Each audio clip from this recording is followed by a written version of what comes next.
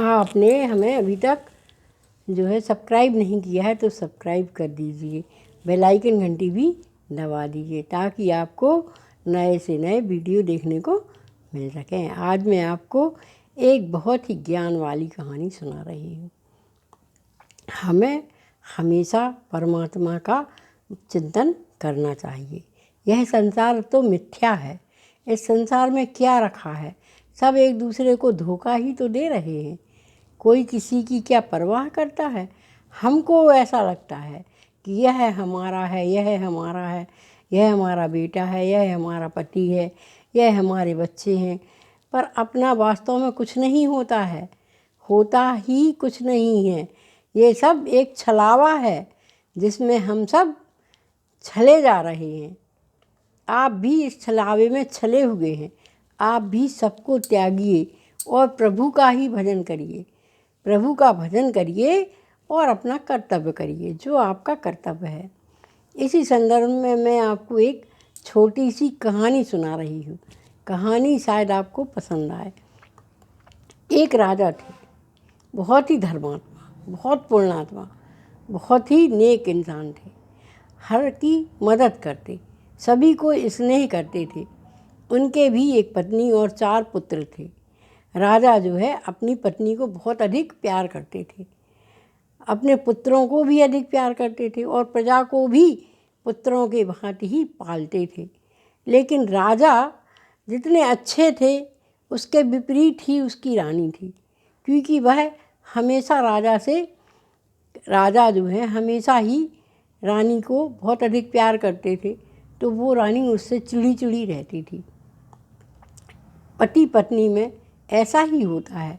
जो पति पत्नी को प्यार करता है तो उसकी पत्नी उसको ढंग से प्यार नहीं करती, और जो पत्नी प्यार करती है तो उसका पति उसकी कोई इज्जत नहीं करता, क्योंकि वह पति पति ही करती रहती है ना, इसलिए धीरे धीरे पति भी चिढ़ने लगता है। इसी तरह उसकी पत्नी भी बहुत अधिक चिढ़ती थी। अब राजा की उम्र भी ढल चुकी थी, करीब 60-62 साल की उम्र हो चुकी थी। उनके गुरुजी वगैरह उनको समझाते थे कि अब आपको इस राज्य का त्याग कर देना चाहिए, आपको इस राज्य को छोड़ देना चाहिए। आप क्यों इसमें अपना मिथ्या जीवन बर्बाद कर रहे हो। अब आप अपने बड़े बेटे को या जो सुयोग्य बेटा हो उसको राज्य दे दो। पर राजा जो है अपनी पत्नी को बहुत अधिक प्यार करता था, तो वह अपनी पत्नी को छोड़कर नहीं जाना चाहता था। तो गुरुजी जो है उसकी बात को समझ गए और उन्होंने कहा कि हमको इसको कुछ थोड़ा बहुत ज्ञान देना पड़ेगा, तभी यह अपना दूसरा जीवन बना पाएगा। तो गुरुजी ने कहा भाई एक काम करते हैं, एक हवन कर लेते हैं छोटा सा। उन्होंने कहा ठीक है।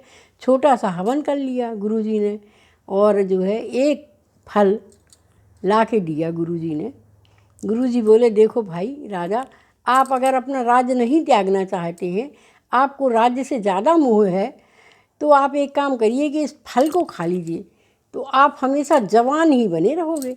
तो राजा ने सोचा कि मैं जवान रह के क्या करूँगा, मैं तो अपनी पत्नी को प्यार करता हूँ। अगर मेरी पत्नी इतनी ही सुंदर और इतनी ही जवान बनी रहेगी तो मुझे कितना अच्छा लगेगा। तो वह गया राजा और उसने वह फल अपनी पत्नी को दे दिया। पत्नी से कहा कि देखो तुम इस फल को खा लो, मैं तुमको बहुत स्नेह करता हूँ, तो मैं जब तक जीऊँगा तुम मुझे सुंदर ही दिखोगी, जवान दिखोगी। तो पत्नी ने कहा मैं सुंदर दिखूँगी तो क्या होगा, राजा तो बुढ़ा हो गया है, अब राजा मेरे क्या काम का, तो मैं ये फल सेनापति को दे देता हूँ।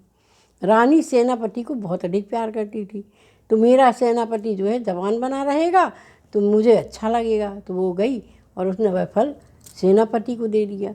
सेनापति से बोली भाई आप इस फल को खा लीजिए, तो आप अगर इस फल को खा लेंगे तो जो है क्या कहलाता, आप हमेशा जवान दिखेंगे, तो मुझे बुढ़ापे में भी अच्छा लगेगा कि मेरा प्यार कितना सुंदर दिख रहा है। सेनापति जो है रानी को नहीं चाहता था, वो तो सिर्फ राज्य में थोड़ा सा पैसा धन कमाने के इससे रानी को प्यार करता था, नकली प्यार करता था रानी को। रानी को असली प्यार तो राजा ही करता था, लेकिन रानी की समझ में नहीं आता था, क्योंकि राजा उसको अधिक प्यार करता था ना, इसीलिए वह उससे चिढ़ती थी। अब वह सेनापति ने सोचा कि मैं न जवान होकर क्या करूँगा, मुझे तो ये नौकरानी बहुत पसंद है, मैं तो हर रात इसके संग ही बिताना चाहता हूँ। तो एक काम करता हूँ, ये फल इस नौकरानी को दे देता हूँ। तो उसने सेनापति ने ले जाके वह फल नौकरानी को दे दिया। अब नौकरानी ने सोचा मैं जवान होंगी तो मेरा क्या फ़ायदा, मैं तो एक नौकरानी ही रहूँगी ना, मैं थोड़ी कभी रानी बन पाऊँगी या कभी कुछ और ऊंचे ओहदे पर पहुँच पाऊँगी, मेरे जवान होने से कुछ नहीं होगा। मेरे देश का राजा जो सिर्फ देश के बारे में ही सोचता है, जो सिर्फ प्रजा के बारे में ही सोचता है, जो किस तरह हमारे देश में खुशहाली आए, किस तरह हमारे देश की प्रजा अधिक से अधिक सुखी रहे और जो है देश की सुरक्षा बड़े अच्छे ढंग से करता है, अगर ये इतना नेक दिल, इतना ईमानदार, इतना अच्छा राजा इस राज्य को मिला है तो इस राजा को तो बहुत दिनों तक राज्य करना चाहिए, तो ये प्रजा सुखी रहेगी, और जब प्रजा सुखी रहेगी तो मैं तो दासी हूँ, मुझे भी सुख मिलेगा। तो वह गई और उसने वो फल जाके राजा को दे दिया। तो राजा ने वह फल ले लिया, राजा उस फल को पहचान गए। राजा ने कहा भाई ये फल तुम मुझे क्यों दे रही हो।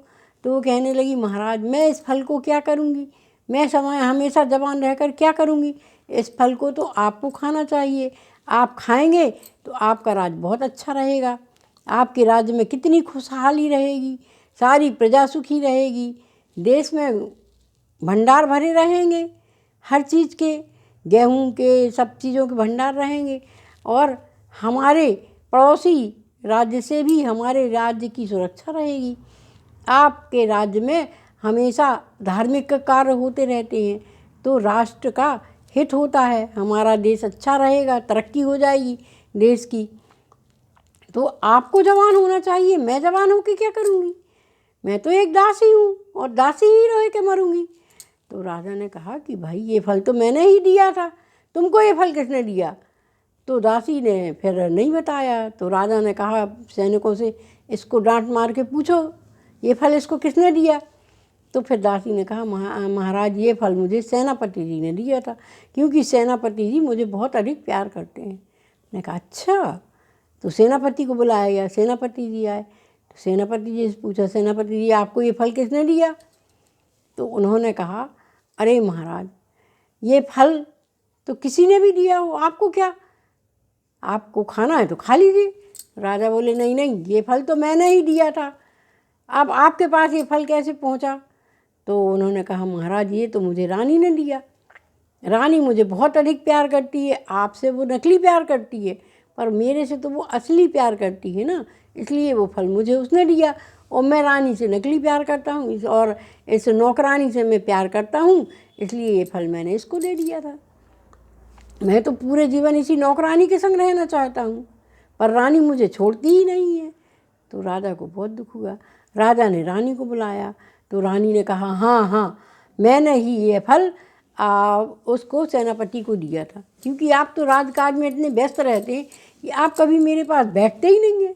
आपने कभी मुझसे यही नहीं पूछा कि रानी आपको क्या ज़रूरत है, आपकी क्या इच्छा है ना। आप ऐसा प्यार करते हैं कि जिसमें मेरी इच्छा का कहीं मूल्य ही नहीं है, मैं आपके लिए कोई भी चीज़ नहीं हूँ। तो और सेनापति जी आते हैं, मुझसे अच्छे से बात करते हैं, मेरी हर ज़रूरत की चीज़ों का ध्यान रखते हैं और मुझे समय समय पर प्यार करते हैं, तो मैं तो सच्चा प्यार सेनापति जी से ही करती हूँ।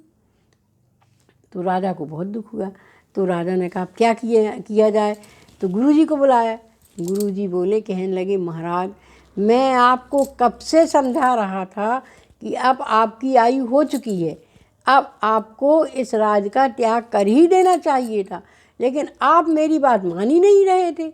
जब आप मेरी बात मान नहीं रहे थे तो मुझे आपकी आँखों पे माया का, रानी का जो पर्दा पड़ा हुआ था उस पर्दे को तो हटाना ही था।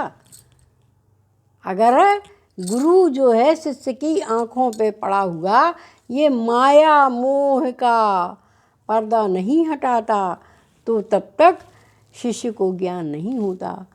और ये कोई चमत्कारी फल नहीं है, ये तो साधारण सा फल है, इसको खाने से कोई जवान नहीं होगा। आपको सिर्फ अध्यात्म में ले जाने के लिए ही हमने यह सब नाटक किया था। तो राजा की बात समझ में आ गई और राजा ने रानी का मोह त्याग दिया, राज्य का भी मोह त्याग दिया और अपने बड़े बेटे को राज्य का उत्तराधिकारी बनाकर उसको सिंहासन पर बिठाल दिया। और जो है राजा अपने गुरु के यहाँ जाकर जो है अध्यात्म करने लगा, भगवान का चिंतन करने लगा और चिंतन करने से उसको बहुत अधिक ज्ञान हो गया। इस संसार से उसका नाता ही छूट गया। तो हमारे कहने का मतलब ये है कि हमें इस संसार में रहना है, अपना कर्तव्य तो करना ही है, पर इस संसार के माया रूपी जाल में फंसना नहीं है। और फंसते हुए भी हमें अपने प्रभु का ही चिंतन करना है। चिंतन करते रहिए और अपना ये जन्म भी बनाइए और अगला जन्म भी बनाइए और आपको प्रभु की कृपा से अच्छी मुक्ति ही प्राप्त होगी। इस कहानी से हमें शिक्षा ज़रूर ले लेना चाहिए, हमें एक गुरु ज़रूर बनाना चाहिए।